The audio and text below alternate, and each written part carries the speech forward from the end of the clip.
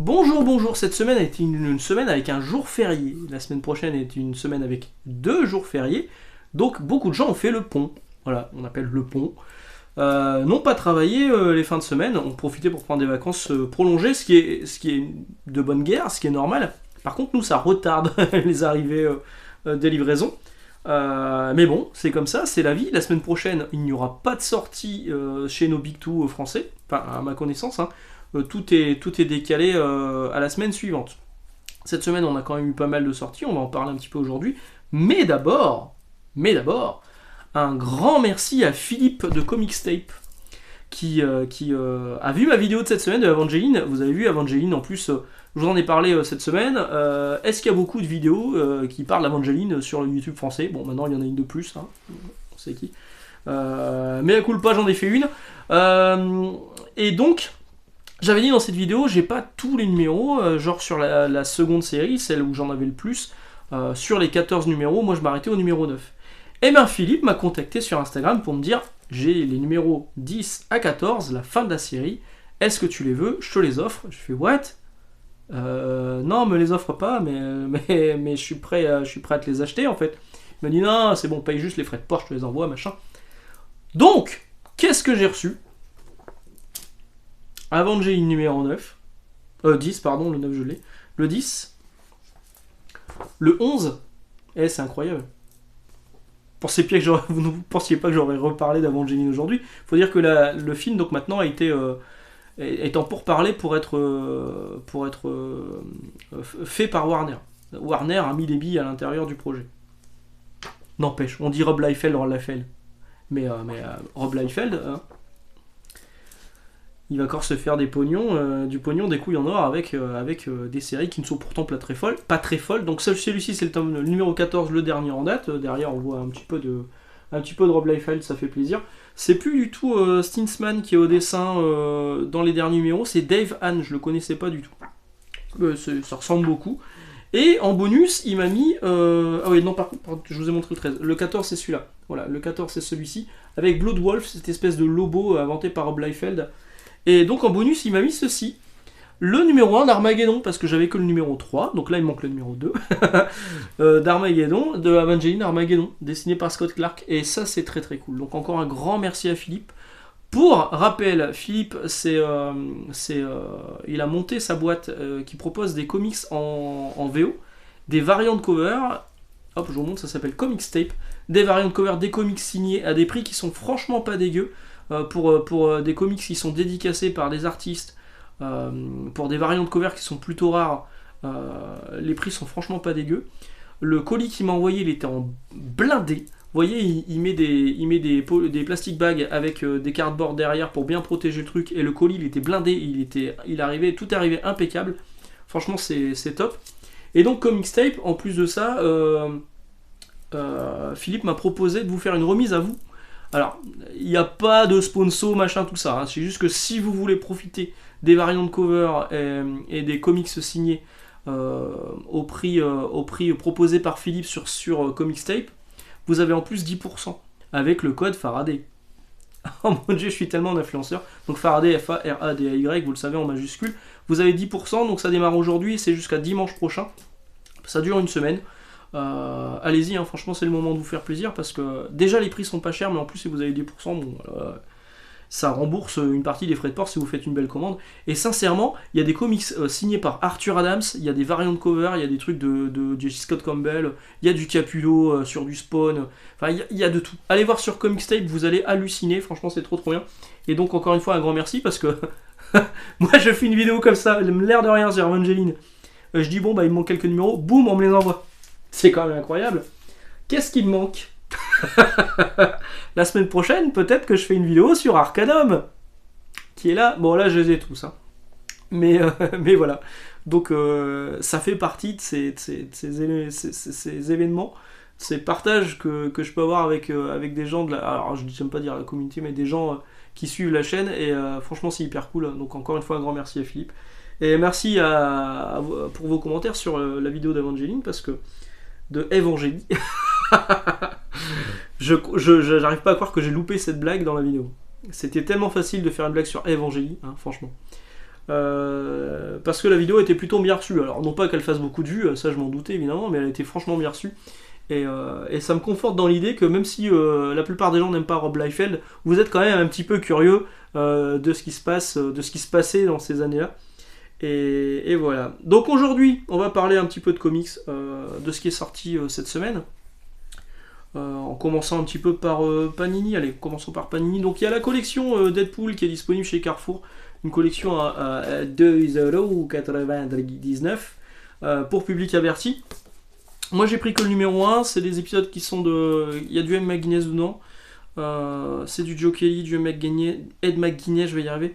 Ian Churchill, Mark Waid. Il y a du Joe Kelly, peut-être que je vous dis une connerie. Si, il y a du Joe Kelly. Il y a du Ian Churchill, ouais. Si, il y a du Joe Kelly. Et franchement, c'est pas dégueulasse, c'est les débuts de Deadpool sur ses propres séries à lui. Alors au début, c'était des mini-séries. Et j'ai pris celui-ci, maintenant il y en a d'autres qui sont plus ou moins intéressants. Je vais peut-être quand même vous faire une vidéo la semaine prochaine. Je vais me renseigner de mon côté ce qui est bon et ce qui est pas bon. Je sais qu'il y a Apocalypse Now, je crois que c'est ça le titre, avec Deadpool Corp entièrement scénarisé et dessiné par Rob Liefeld, donc autant vous dire que c'est du caviar, vous allez vous régaler. Donc je pense que je vais quand même vous faire une vidéo la semaine prochaine sur la collection, d'autant que j'ai un numéro entre les mains, ce sera l'occasion d'en parler. Chez Panini, donc ça c'est une opération qui est chez Carrefour. Là dans toutes les librairies vous avez May the 4th. Donc c'était hier au moment où vous regardez cette vidéo, c'est le Star Wars Day, parce que c'est le 4 mai, c'est aussi l'anniversaire de mon très bon ami Yannick. Le 4 mai c'est le Star Wars Day parce que May 4, 4 mai, May the Force, ouais, que la force soit avec toi. Et donc Panini a ressorti la collection Marvel Legends, Star Wars Legends pardon, qui était sortie il y a un an ou deux, qui était une dizaine d'albums sur Dark Vador principalement, à 6,99€, et là ils l'ont ressorti, ils ont ressorti les invendus en fait, parce que la collection a sans doute pas autant marché qu'ils l'espéraient, et là ils sont proposés à 3€ pièce. Donc il y a ça, il y a aussi d'autres sorties, un album spécial pour l'anniversaire du Retour du Jedi, pour les 30 ans du Retour du Jedi, non, pour les 40 ans, les 50 ans. Le Retour du Jedi, c'est le premier film que j'ai vu au cinéma. Ça date, hein. J'étais minot, hein. J'étais petit. Et donc, pour l'achat de 2 albums Star Wars en librairie, on vous en offre un troisième, Star Wars Vision, qui est là, qui est pas très gros, hein, mais franchement c'est gratos, on va pas se plaindre. Produit offert ne peut être vendu, à combien il se trouve actuellement sur Vinted, là est la question. C'est entièrement scénarisé et dessiné par Takashi Okazaki, qui est un dessinateur japonais, donc en fait, Panini, pour l'achat de 2 comics, vous offre un manga. C'est le mec qui a bossé sur Afro Samurai, hein, et puis sur aussi ça se voit de toute façon, aussi sur Star Wars Vision. C'est franchement pas mal, c'est gratuit, franchement foncez en librairie. D'autant que ça marche sur les gros albums à 35 balles ou à 24 balles de chez Panini, mais ça marche aussi sur les albums à 3€, ceux dont je viens de vous parler. Vous achetez 2 albums Dark Vador Legend à 3€, et ben vous avez ça offert. Dans la limite des stocks disponibles, bien évidemment. Qu'est-ce qui est sorti également chez Panini cette semaine? Fall of X numéro 4, non, ce n'est pas Spider-Man, c'est Diablo, et numéro 5 qui sont là. Alors j'en parlais avec un client qui passe régulièrement le vendredi, qui me disait moi j'attendais qu'une chose, c'est que ça se termine l'ère Krakoa parce que j'en peux plus, ça m'intéresse pas, et il attendait donc la relance aux États-Unis des X-Men, et il a été hyper déçu sur ce qui est proposé actuellement, et c'est mon cas aussi en fait. Moi ça fait un moment aussi que j'attends que les X-Men soient relancés et qu'on laisse derrière nous l'ère Krakoa, donc ça. Et ce qu'on voit arriver là aux États-Unis, ça me donne pas envie. Alors si, les dessinateurs me donnent envie pour le coup, mais les pitchs, les scénarios qui sont proposés pour l'instant, ou scénarii, je sais plus comment on dit, ça m'attire pas des masses. Bon, on verra, j'espère pouvoir me tromper, mais voilà. Donc là-dedans, vous avez quoi? Vous avez Astonishing Iceman, Children of a Vault, Alpha Flight, Uncanny Spider-Man, et Jean Grey, et dans celui-là il y a Uncanny Avengers, X-Men Red, Dark X-Men, Wolverine X-Men et Immortal X-Men. Donc il y a du Avengers et du Spider-Man mélangé dans Fall of X, un plaisir. Hop là, je le pose là. Évidemment ça c'est sorti, mais il y a aussi ça qui est sorti, Marvel Comics 2 numéro 5, donc Marvel Comics 10 si on multiplie. À l'intérieur on a du Amazing Spider-Man 32, 33, et c'est précisé là derrière, et des histoires du 31, ouais, démerde-toi, imagine. T'as un nouveau lecteur, tu te dis tiens, c'est plutôt joli. Bon, après c'est du Greg Land, hein, chacun fait ce qu'il veut. Et on regarde ce qu'il y a écrit derrière. Il y a Amazing Spider-Man 32, 33 et des histoires du 31. Qu'est-ce que ça veut dire? Qu'est-ce que ça veut dire? Franchement, je pense qu'ils ont complètement abandonné l'idée de recruter des nouveaux lecteurs. Parce que les nouveaux lecteurs sont paumés là-dedans.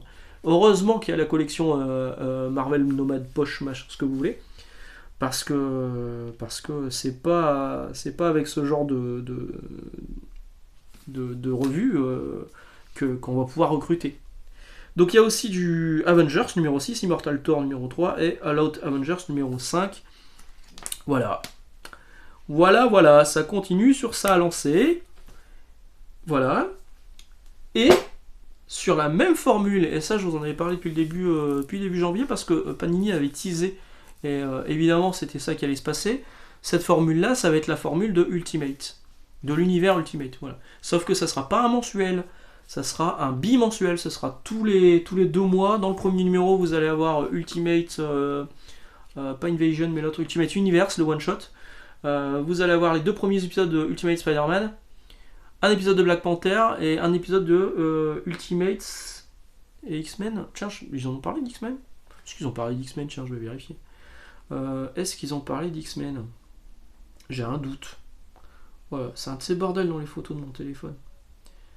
Ultimate X-Men. Ah ouais, Ultimate X-Men. Donc dans le numéro 1, il y aura le one-shot Ultimate Universe, Ultimate Spider-Man 1 et 2, et les numéros 1 d'Ultimate X-Men et d'Ultimate Black Panther. Donc Ultimate, ce sera un peu plus tard. Faut dire que c'est pas encore paru aux États-Unis, ça sort là au mois de juin. Comptez sur moi pour vous en parler quand ça sortira. Donc là, c'est le numéro 4 d'Ultimate Spider-Man que j'ai chopé en VO chez mes potes d'Astro City. Voyez, est-ce que vous pouvez constater ça? Keketo n'est plus là, c'est un guest penciler. Alors ça ressemble, hein. On va pas se le cacher, ça ressemble à du Keketo. Ouais, ça ressemble à du Keketo. Voilà. Ça ressemble à du Keketo, mais c'est David Messina. Il est là sur ce numéro et le suivant. Normalement, Keketo revient au numéro 6. Mais vous voyez, quand je vous disais qu'aux États-Unis, ils n'arrivent plus à garder les bons auteurs sur les bonnes séries, Keketo, il a fait 3 numéros, il est fatigué, il fait les covers et il laisse la place à un guest penciler. C'est-à-dire que le premier arc, en général, l'arc c'est 5 à 6 numéros, bah, ce sera même pas entièrement dessiné par Keketo. Franchement, c'est dommage. Je ne l'ai pas encore lu, j'en reparlerai quand je l'aurai lu. Je viens seulement de l'avoir. Qu'est-ce qu'il y a eu d'autre chez Panini cette semaine? Donc il y a eu Avengers Ultron qui est sorti en prestige. 104 pages pour 30€ en grand format noir et blanc. On retire un arc de tout le run c'est Jeff Loeb? Non, c'est Mark Waid. De Mark Waid et de George Perez, j'ai peur de dire une connerie. Enfin, en tout cas, c'est George Perez, c'est sûr. Et on retire une partie de l'arc, enfin un arc en fait du run complet, et du coup on est un peu paumé.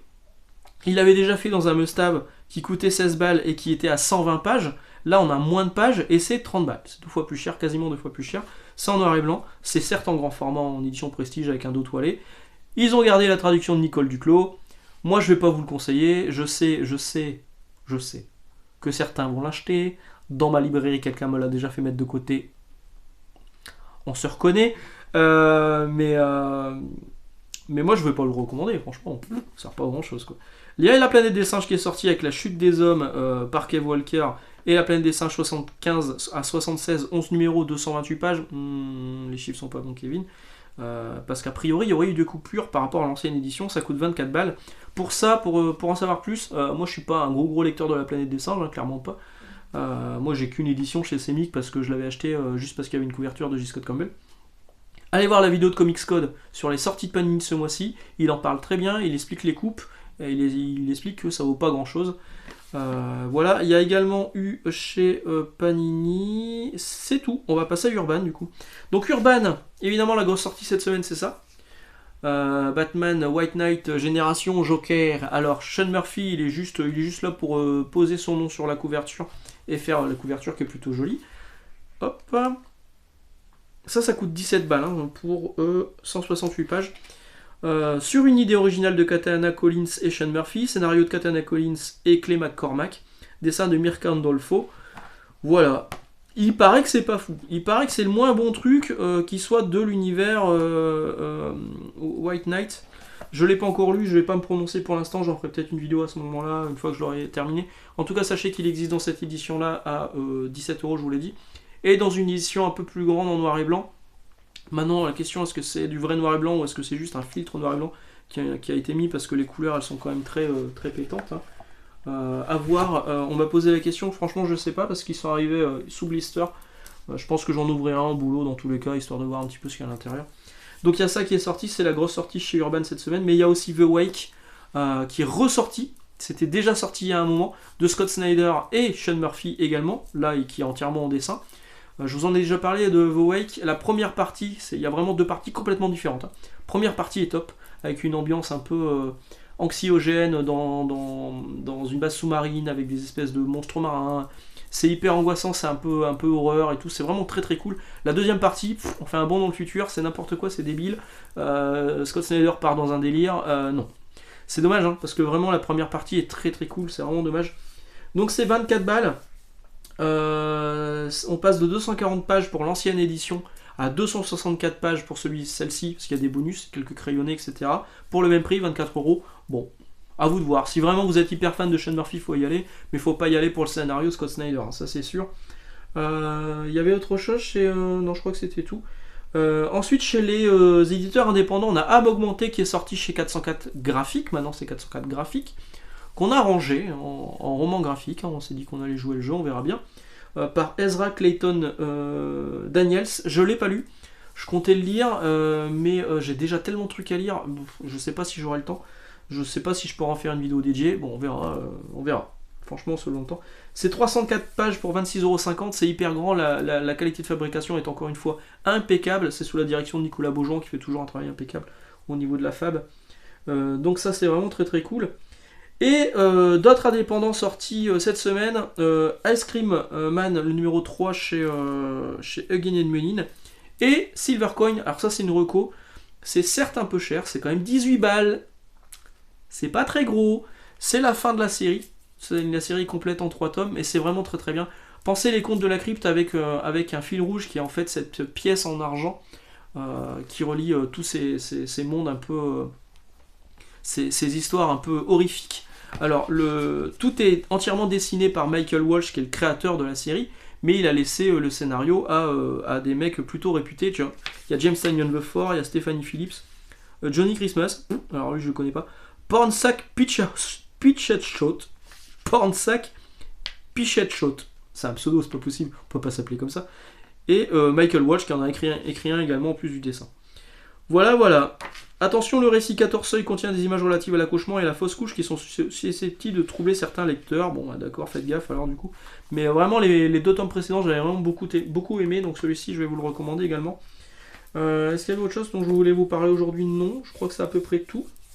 Alors, on va se retrouver donc mardi, où on parlera de Deadpool ou d'Arcanum. Donc les vidéos de la semaine prochaine, ça sera sans doute la collection Deadpool chez Carrefour et Arcanum, qui est juste là.